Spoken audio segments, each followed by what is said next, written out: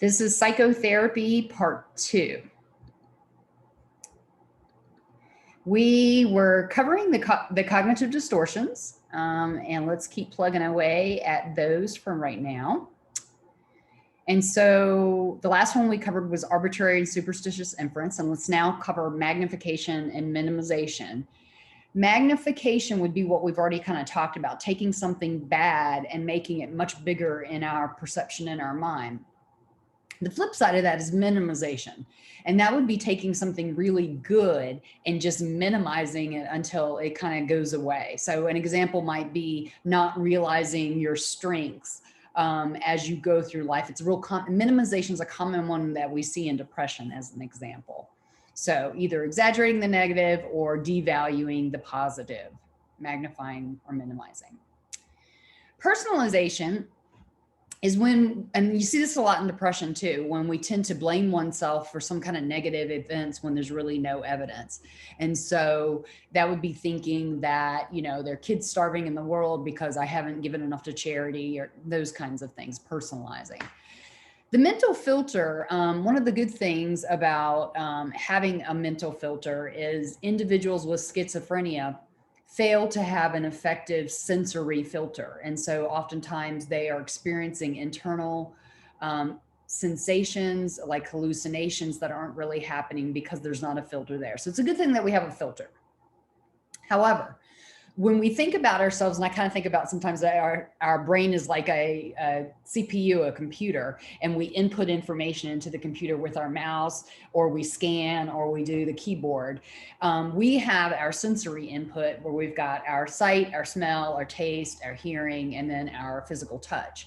And because we are getting so much information in at any given time, we almost have to kind of focus our camera in a particular direction in order to just stay sane and to be able to kind of stay focused on whatever it is. We can't take in everything all the time and be able to organize it.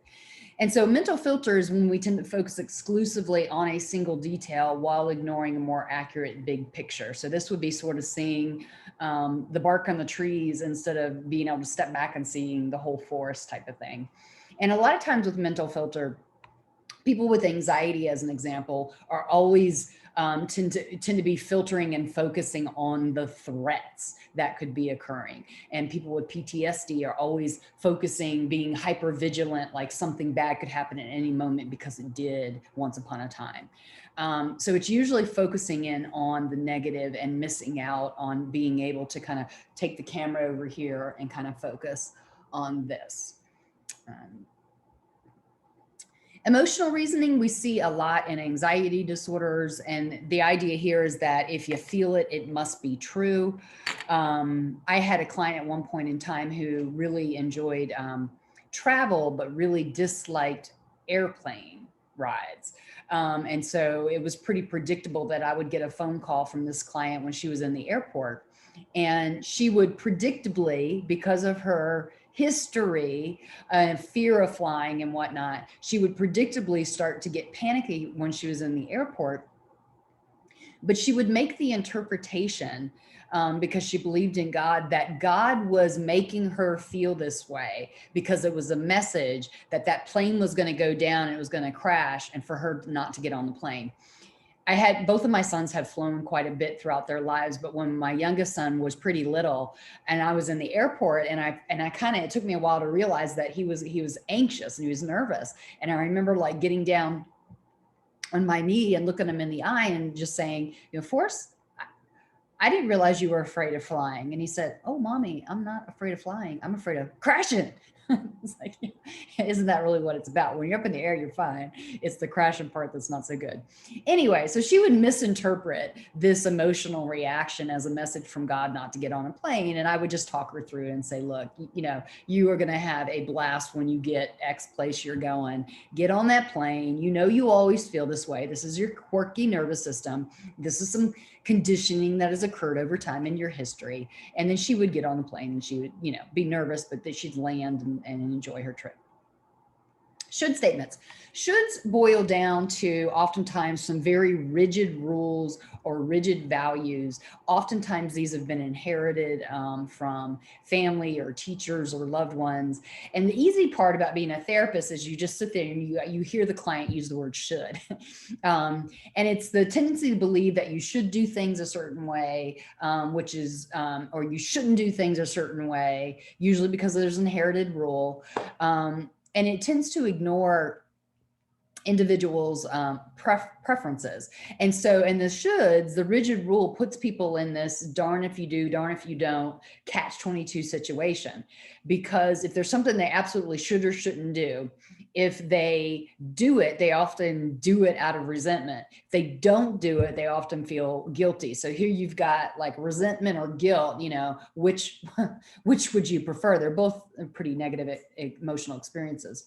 So I try to get clients to back up and think about, okay, what is this rule that you have that you feel like you should or you shouldn't do? And can we back up and can we just weigh the options and think about what are you going to feel best about yourself for doing or for not doing? So not following or not following a rule, just think about your conscience. And again, you only do this with people who have a good conscience. And a lot of times they're able to realize, okay, there is a no win-win, but you know, when the day is done, I lay my head on the pillow, I'm going to feel better about doing this as opposed to not doing this. That would be an example. Okay. And so helping people own their choices and back up to their choices. So cognition, we've been talking about these cognitive processes and we've talked about the behavioral processes. Cognitive behavioral therapy pulls all of these together. And in cognitive behavioral therapy, we think about this triangle. And the triangle is we've got our thoughts, we've got our feelings, and then we've got our behavior. And each of these things influence one another. Okay, so thoughts, behavior, and emotions are always driving one another. In behavioral therapies, there's a lot that we're doing. We're borrowing from those learning principles, both social learning, and we're borrowing from behaviorism, the classical operant conditioning. And one of the things that we tend to do a lot of in behavioral therapy that the other models of therapy, particularly humanistic that we talked about, psychodynamic, interpersonal therapies, they tend not to do this thing called exposure therapy. And remember when we talked about how anxiety tends to get there from classical conditioning, but then anxiety tends to maintain and grow because of negative reinforcement. The more that people avoid that which they fear, avoidance or escape or subtraction is the negative. What gets reinforced, which is why it grows over time, is the actual anxiety. So it is very common for people with anxiety issues to use avoidance behavior, which is the negative, and then that reinforces and makes that anxiety increase. So that's a really common loop that we see when we're treating anxiety disorders. And the flip side of that is to expose. So instead of avoid that which one fears, we expose individual to whatever it is that they fear. And there's two major types of exposure, and I've done both. I usually lay out these options with the clients that I'm working with and let them choose so that they've got some ownership over what they're going to do, because exposure therapies are going to be painful. If you're facing up to the stuff which you fear, and it could be, you know, you're facing up to your fear of dogs, you're facing up to your fear of elevators, you're facing up to a rape or other kind of assault or trauma that happened to you. Those things are tough. Okay. And so exposure therapy is a painful process, but it's very effective in treating the underlying negative reinforcement loop that's going on.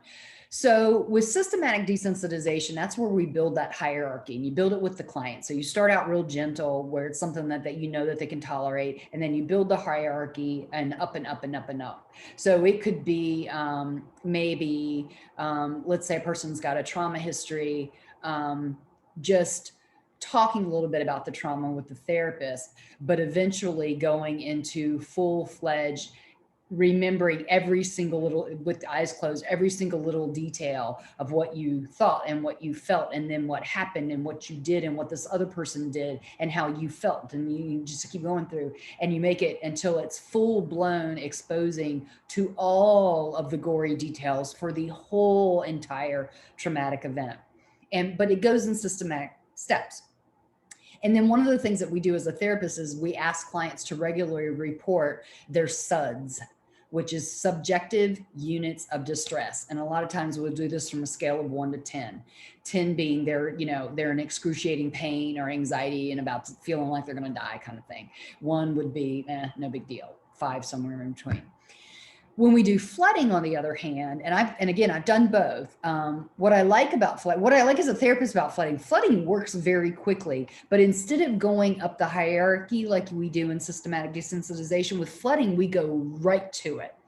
And so a lot of times with flooding, we do what's called in vivo therapy. So instead of, let's say you've got somebody afraid of elevators and they live in New York City, and their office that they have to go to work is on the 62nd floor. So that it's just going up the steps is not going to be realistic. Instead of having them imagine an elevator and think about an elevator and talk about an elevator, the therapist would likely go with that person in vivo live and joyride that elevator with them until their SUDS would increase. That person's going to be really nervous and really upset, and they're going to be sweating and all that kind of, maybe even panicking. But eventually, like what happens, all those nerves fire, and then eventually you got nothing left. Like we cannot sustain a tremendous SUDS of 10 forever. We habituate, we come down. So we joyride with them up and down, up and down, up and down the elevator until eventually they're like, hey, I'm good. Okay. Other flooding would be, let's say a person has a trauma history, would be to teach them that relaxation and go right into the imaginary, every little detail of what happened to them in that trauma. So flooding works quicker. Systematic desensitization takes longer. They're both very effective. But it's either, does the person want to enter it gently, or does the person want to go there and experience all the anxiety and the pain at once and get it over with? Behavior modification, we do a lot of ABCs. ABCs would be looking at the antecedents of problematic behavior, sometimes called the stimuli or the antecedents. B would be the behavior. What is the problematic behavior? And C would be the consequences. Are they getting reinforced or are they getting punished for the behavior? And when we do the ABCs, we call that a functional analysis. So we're taking a look at, when there's problematic behavior, what's prompting it in the antecedents, and what are the consequences of it. And then we look to see, is it possible to remove the stimuli or the antecedents so the problematic behavior doesn't occur, or do we try to alter the potential consequences? And as a functional analysis, we're also backing up and we're looking at, what is this behavior functioning? How's it functioning? What's it doing for this person? We don't do things unless there's a reason for it. So as an example, we find out a person is binge eating, and we find out that what the binge is doing is helping them dissociate. It's giving them pleasure from food, but they're dissociating. And while they're eating rapidly, they're not thinking about all the horrible things that have happened to them in their history or during that day.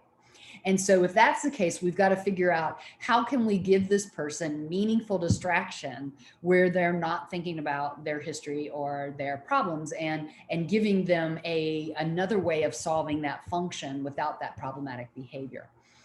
We're thinking a lot in behavior modification about reinforcing healthy, good behavior. We are looking to punish unhealthy behavior. So an example would be a parent who wants the child to clean up their room, making sure that the parent gives the child a reminder, now it's time to clean up your room. When my boys were little, we would sing the Barney song, clean up, everybody. Anyways, we'd sing the song, and then they would feel like they'd be dancing around, cleaning up their toys and feeling like it was a little fun thing to do. And as a mom, I'm going, I'm reinforcing this cleaning up behavior so that I don't have to be cleaning up after them all the time.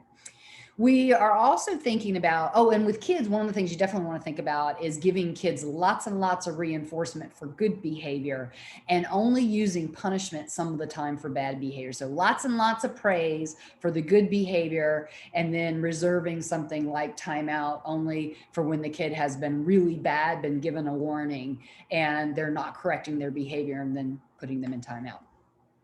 Punishment, an example that I've used before is if you've got somebody, say, with OCD and obsessive thoughts, or if you've got somebody with GAD with a tremendous amount of worry and they can't stop worrying about everything, then we use oftentimes that writing time technique where they have to write, and if they don't get it done within X amount of time, they've got to write for, another X amount of time, like 15 more minutes. And what we're trying to do there is punish obsessive thoughts or punish worrisome thoughts. So we're not trying to torture the person, of course, but we want those thoughts to decrease. So we've got those techniques of being able to do like worry time writing. Social skills training. I talked a little bit earlier about my client who said her husband didn't listen to her. And then when we did the empty chair, she did not know how to get in touch with her feelings and how to express her emotions. And so I might do some skills training with her of how to, like, how do you take an emotion of like, I'm mad because you left the dishes dirty in the sink. You left them for me to clean up because you didn't clean them up. How to best approach that with, say, a roommate or a significant other in a way that that person's going to listen and engage and kind of understand where you're coming from. So it's not going to be great if you're like yelling at them, you left dirty dishes and you don't care about me and respect me, all that. Or it could be something like, roommate, would there be a good time where we could meet and talk about the chores in the household? And then let that person go, yeah, a good time for me to talk about that would be, say, tonight around 8 o'clock. Great. And then when you get into that meeting, it could be like, I don't know if you know this, but when you leave your dirty dishes in the sink, I feel compelled to clean up because I was raised where we just always cleaned up after ourselves and we didn't leave laundry, or we didn't leave dirty dishes or a yucky bathroom. We didn't leave it until it really got gross. So can we talk about how we're going to do this? Are we going to always clean up our dishes after each meal, at least rinse them and put them in the dishwasher?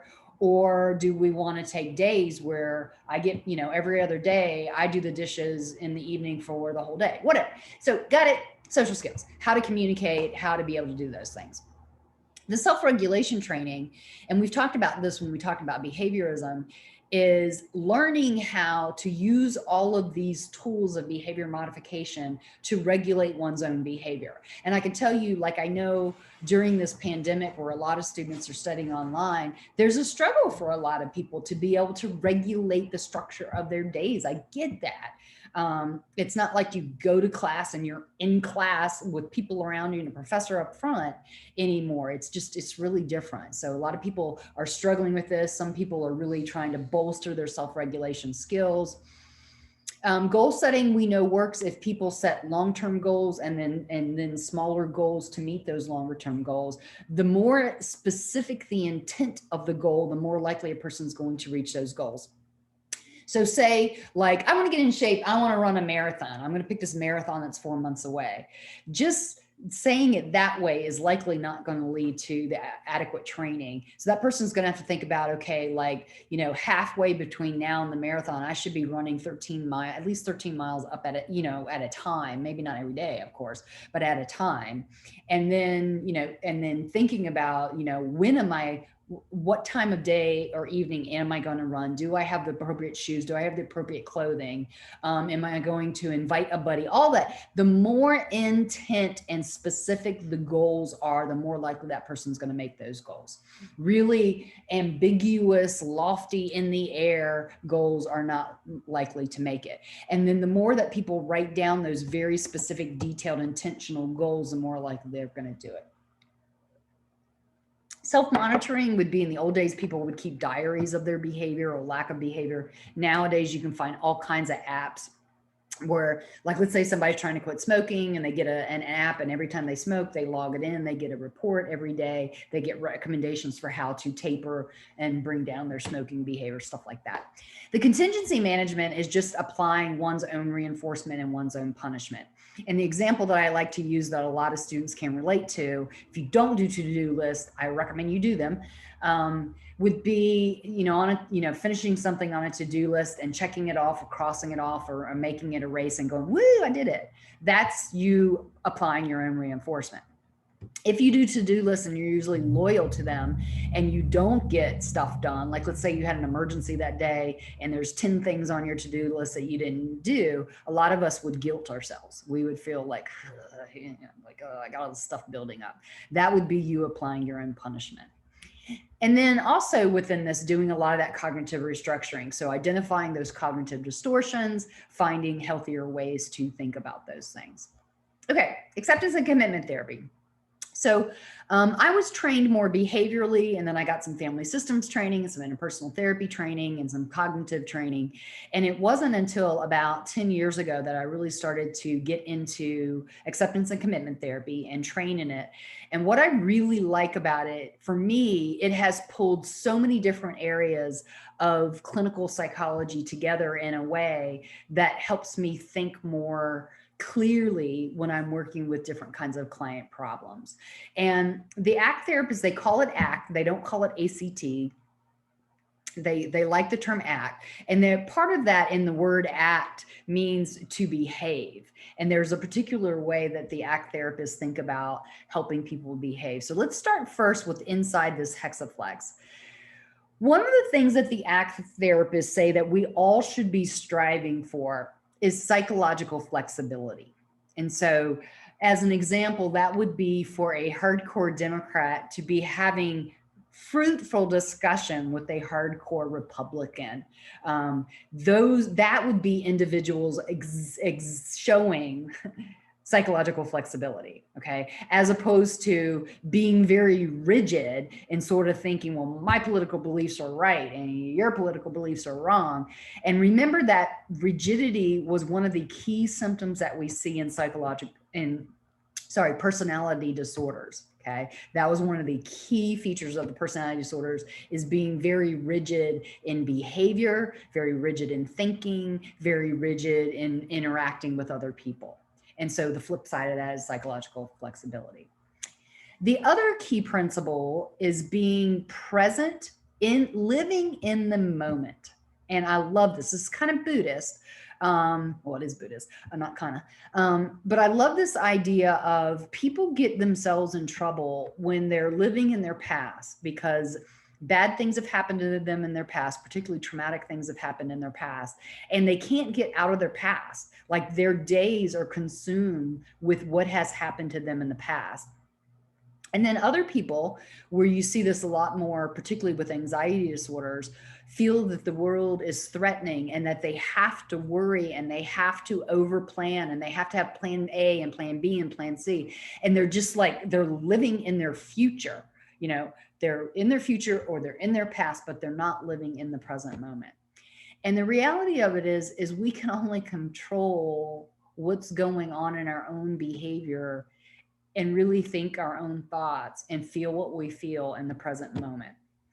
And so we know that people who naturally live in the moment, like think about a small child that's really healthy who's playing, or think about a kitten playing, or, I remember my cats were kittens, and there were shoestrings and they'd be like, oh, shoestrings, we got something fun here. Or my dog who's asleep back there, anytime he would get a particular toy, like a BALL, I'm not going to spell it because he's going to wake up. They live in the moment. And that's what we find. I think a lot of times we find to be so much fun when we're, playing with children or we're playing with pets, particularly puppies and kittens and that type of thing, is that they are just living in the moment. And we humans, some of us have difficulty doing that. We know that people who naturally are mindful and live in the moment are happier. And we know that this is a trainable skill. And what I like about that, what I think is very refreshing about that, and there are even neuroscientists who have studied this. They have studied the brain waves of people after they've done meditation training, compared to what their brain waves look like before meditation training. We can train happiness. Happiness is not just something that people either have or they don't have. Happiness and contentment in life is a skill that can be trained. So if you feel like you or anybody that you know is suffering, know that if you can find a therapist who does mindfulness training, mindfulness meditation, or does ACT, that can be very successful in helping individuals. Okay, so that's called the hexaflex. So let's get outside a little bit and kind of go around and see these other things. So be in the now, contact with the present moment. And then one of the things that we do, and we usually do this pretty early on in ACT therapy, is we help clients figure out their chosen values. So values, they can be beliefs that we've inherited. And so some examples of some values would be compassion for others, compassion for animals, values of close interpersonal relationships, whether it be romantic or family or friendships. Values could be like, I value intellectual curiosity and I value productivity. Like, I enjoy my work and the different hats that I wear in my work. That's a value for me. I would not be a very happy person if I was in a punch in and punch out job every day for 8 hours a day kind of thing. Other very values could be justice for all or equality for all. Some individuals very much value respect for authority figures. And so as an example, a lot of individuals feel that we should be respecting our community leaders, and we should be respecting our politicians and supporting them regardless of what they're doing, as an example. So what we do early on in ACT is there's this card sort that we can do. You could Google this, you could Google ACT card sort and actually find it. And we have people do this exercise where they take all of these written values, and the first round that they do is they very quickly put them into yes, me, or not me. Okay. So then they end up with a pile of values that do not pertain to them. They might pertain to other people, but not them. So one might be wealth, a value of wealth. Some people, that's very, very important to them. And other people would be like, no, being out in nature or living like a minimalist would be important for others. So they quickly sort the me, not me. Then what they do is they discard the not me, and then they take the me pile and they spend more deliberate time thinking about, okay, what is strongly valued for me and what is more weakly valued for me, and sort them. That takes a little bit longer. Then what they do is they take the strongly me and they spend some time deliberating and thinking about it and putting them in rank order. They're allowed ties, but a rank ordering of the most important values for them, allowing for some ties in there. And then what we have them do is take a picture of it. Nowadays, you just take a picture on your phone and remind themselves in times of decision making or discernment or times of suffering or distress, pulling that picture back out and reminding themselves what their most important rank ordered values are. And for a lot of individuals, that gives them amazing clarity on how to think, feel, and behave, or decisions they need to make in those situations. So it's a beautiful thing. And what I like about it is the ACT people, they call this, imagine if you had a compass, and a compass, because of the magnetic field, would point north. And so if you're lost in the woods and you're trying to get yourself out of the woods, you would be able to know, how should I be traveling to be able to find my destination? The ACT people call that following those values. So, and they call it voting with their feet. Which we vote with our hands, but anyways, the voting with your feet would be walking in the direction or behaving in a way where you are always headed towards your true north. Okay. And a lot of times people figure out that they're not heading their true north. They've got these values, but they're actually behaving and they're operating in an opposite way. So one example I like to use is, imagine I'm a mom and I'm depressed, and I realize that my biggest values are family and being a good mom to my children. But because of my depression, I oftentimes bow out of things. Like, I don't get up and make them a warm breakfast and walk them to the bus. I don't go to their soccer games or their dance recitals because I'm feeling so bad and I don't want to be around other people. And in that situation, just realizing that, oh, here's my true north, but I'm headed in this direction, gives people a lot of clarity. And then the therapists are like, wow, we got to turn you around. Let's see if we can, turn around gracefully, or is it really painful to kind of turn around? And what would that look like? One of the things I love in ACT is committed action. And in committed action, it is making sure that we're voting with the feet, walking towards our true north. Self is context. One of the things that I also really like about ACT is it's know thyself. Look inward, become familiar with your emotions and how you express your emotion. Look inward and become very aware of your thought processes.